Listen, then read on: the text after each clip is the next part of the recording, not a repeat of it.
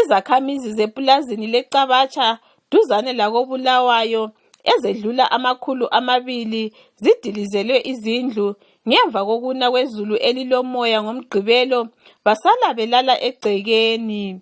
Lalezo ezisele zimi zesatshelwa ukuba lazo zilakho ukudilika ngoba sezilemikenke.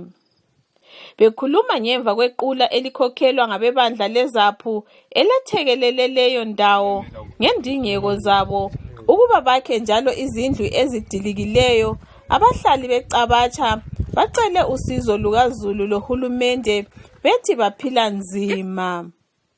UNkosikazi Grace Luphahla uthi usezakuyadinga umsebenzi emaplazini aseduze kunye lokuthengisa inkuni ukuze azame njalo ukwakha idumba elilodwa.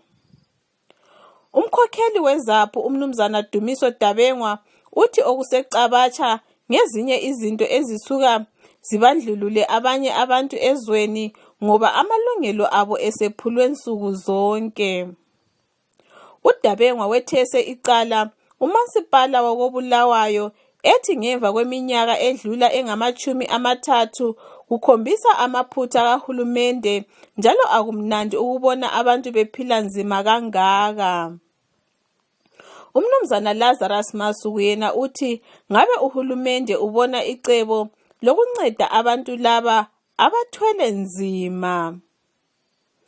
Untombazana osakhulayo oqeda ukuloba imihloliso kaForm 4 eNorth Lee, uSimeli Nkosi Dlamini obebhadalelwa zinhlanganiso ezizimeleyo ohlala kulindawo, uthi bacela uncedo ngoba impilo yabo inzima, ufisa ukwakhelwa indlu. Wengeze ethi bacela uncedo lwezikolo kunye lamanzi ahlanzekileyo.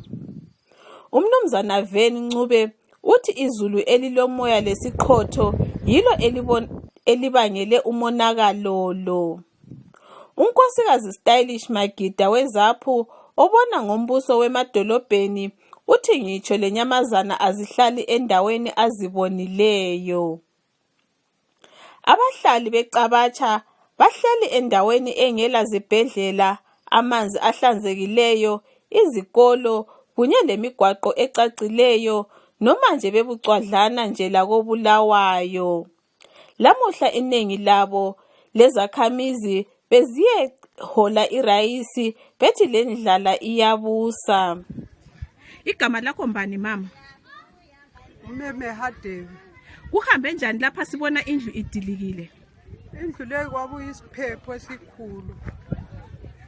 Sivelela lentshonalanga. Sasesidubula phakathi lapha amazengi, impahla zonke ezaziphakathi kulombheda le odrop kwafela phakathi. Kwenzakale nini lokho?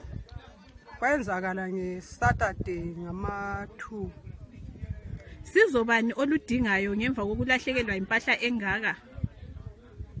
Bengicela ukuthi bengincedise sibili.